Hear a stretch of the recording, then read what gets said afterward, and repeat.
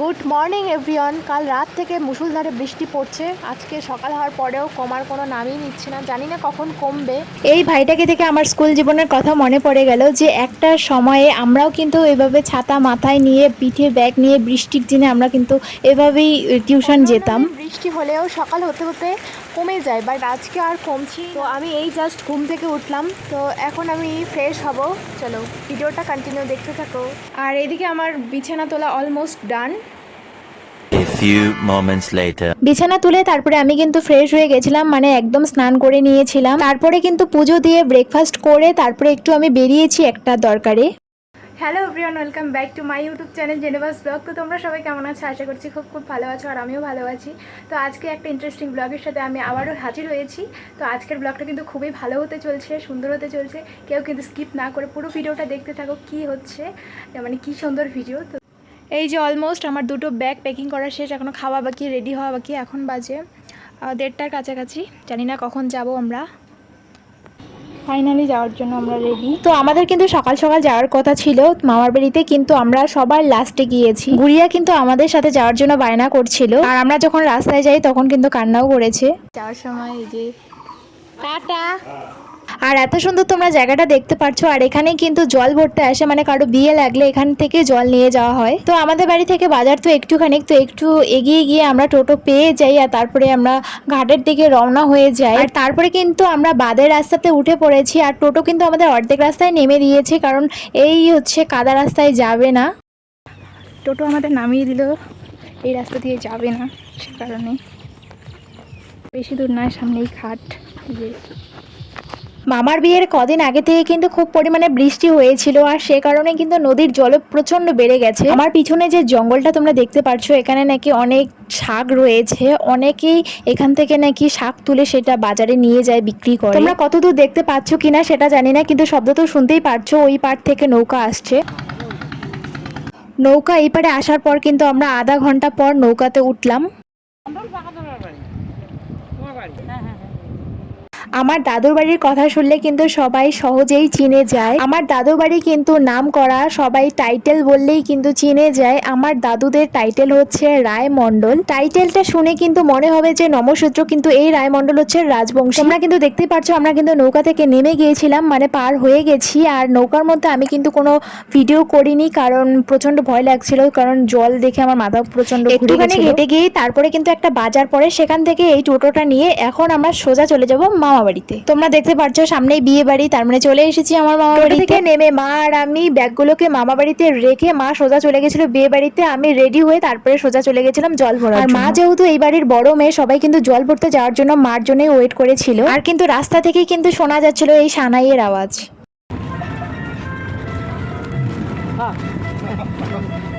A few moments later.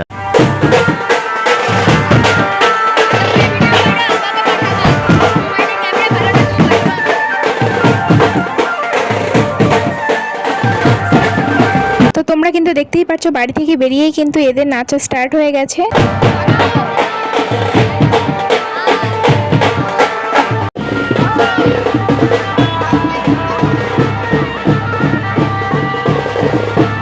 তোমরা যে এই ডালিটা দেখতে পাচ্ছ, এই ডালিটার মধ্যে কিন্তু পুজোর জিনিসপত্র আছে, যতগুলো মন্দিরে যাবে সব মন্দিরে কিন্তু পুজো দিবে, আমাদের মধ্যে এই নিয়মটা রয়েছে।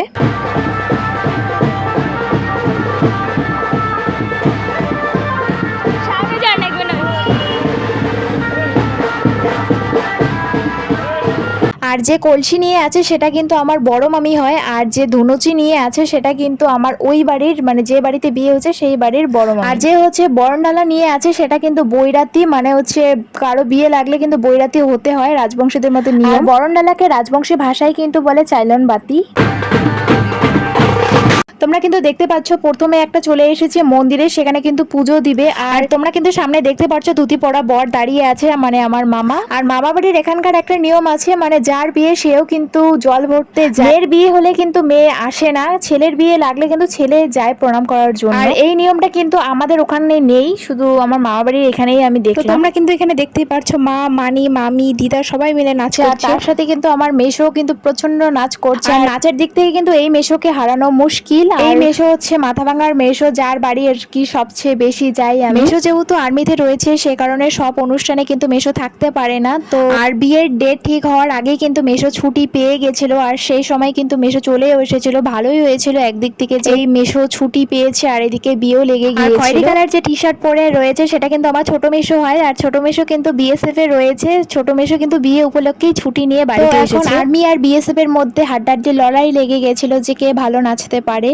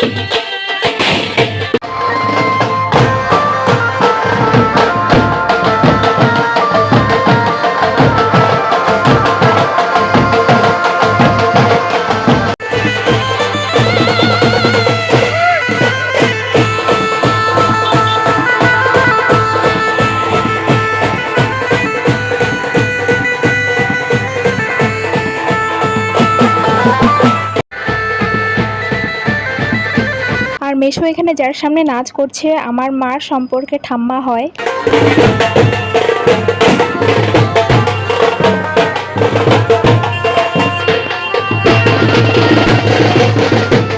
তারপরে কিন্তু আরো একটা মন্দিরে গিয়েছি পুজো দেওয়ার জন্য, আর এখানে কিন্তু আমরাও নাচ করছি। তো এখানে যে পার্পল কালারের টি শার্ট পরে আছে সেটা কিন্তু আমার একটা মামার মেয়ে হয়, আর যে ইয়েলো কালারের ওয়ান পিস পরে আছে সেটা কিন্তু আমার মানি হয়, মানে আমার মার ছোট পিসির মেয়ে। আর যে ইয়েলো কালারের কুর্তি পরে আছে সেটা তো রিয়া, আমার মানির মেয়ে, তোমরা চিনোই।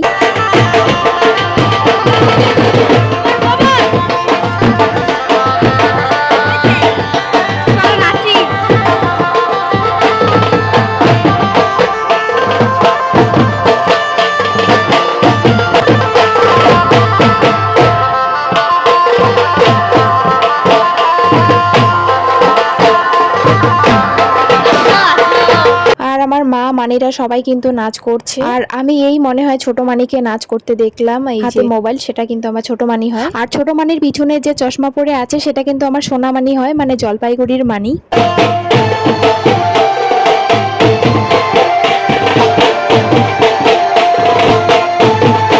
এখানে ব্লু আর হোয়াইট অ্যান্ড রেডের যে কম্বিনেশনের ব্লাউজ পরে আছে ওই দুইজন কিন্তু আমার বৌদি হয় সম্পর্কে। আর তার দুপাশে কিন্তু একই শাড়ি, দুজন লাল ব্লাউজ। ওই দুজন কিন্তু যেই বাড়ির যে দাদু বাড়িতে বিয়ে হচ্ছে ওই বাড়ির দুটো মামি হয়। আর যে একদম সাইডে চুপ করে দাঁড়িয়ে আছে সেটা কিন্তু একটা দিদা হয়।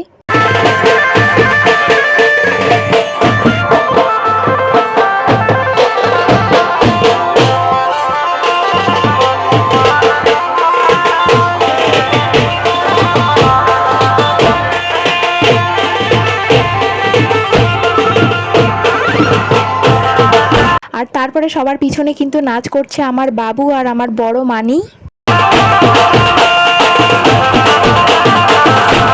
আর এদিকে আমার মায়ের কাণ্ড তোমরা দেখতে পারছো কিভাবে নাচ করছে।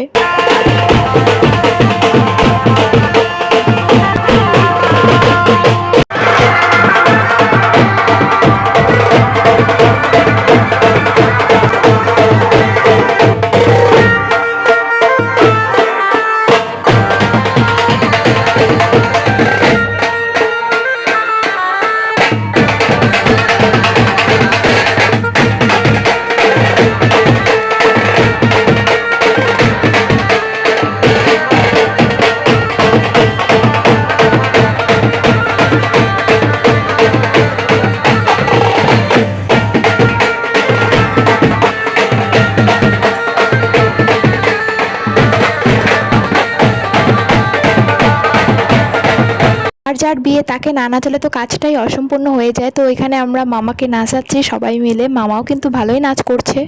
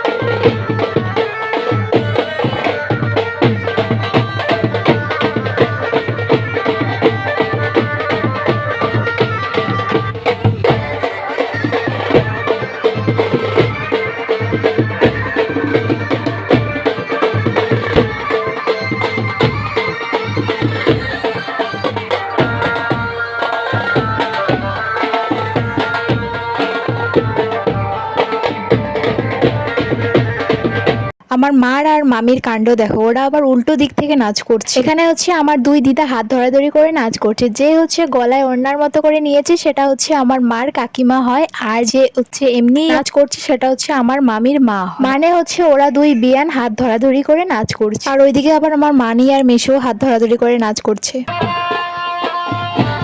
আর এই হচ্ছে আমার ছোট মানি আর ছোট মেশো নাচ করছে।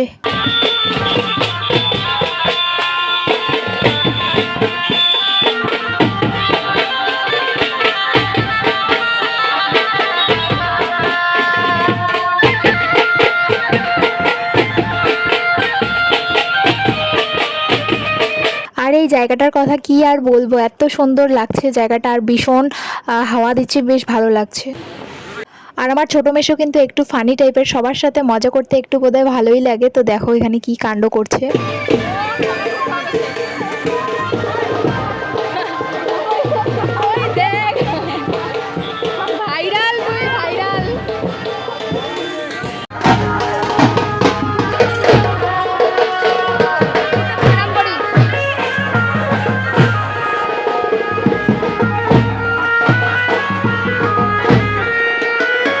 মন্দিরে পুজো দেওয়ার পর সবাই কিন্তু নিচে নেমে গেছে, আর এখান থেকে কিন্তু জল তোলা হয়েছে। সব মন্দিরে পুজো দেওয়ার পর তারপরে কিন্তু মামার বাড়ির কাছে এই চৌমাথার মোড়ে কিন্তু সবাই মিলে নাচ করা হচ্ছে, আর এখানে প্রায় আমরা অনেকক্ষণ নাচ করেছি।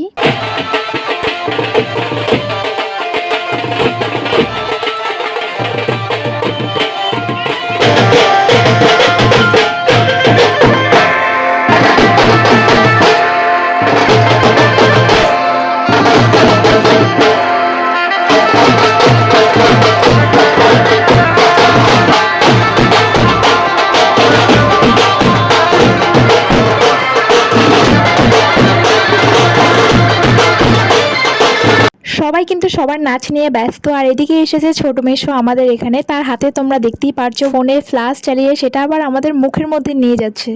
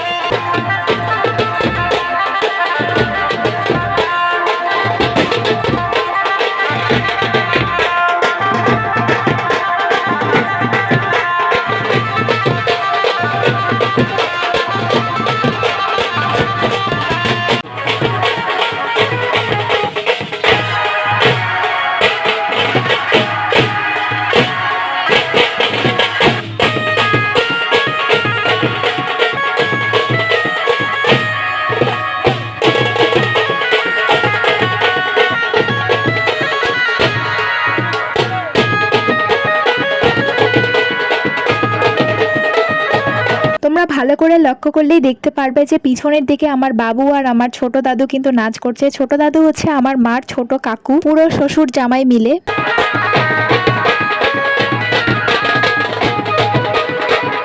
বাড়িতে এসেও তো একটু নাচানাচি করতে হবে, সে কারণে কিন্তু আমরা চৌমাথার মোড় থেকে খুব তাড়াতাড়ি চলে এসেছি। আমরা কিন্তু বাজনা পার্টির সাথে আসিনি, বাড়িতে এসে আমরা জল টল খেয়ে একদম নাচার জন্য রেডি হয়ে গেছি। আর আজকে কিন্তু এই জায়গাটা দেখছো তোমরা, এরকম রিসেপশনের দিন কিন্তু খুব সুন্দর করে সাজানো হবে।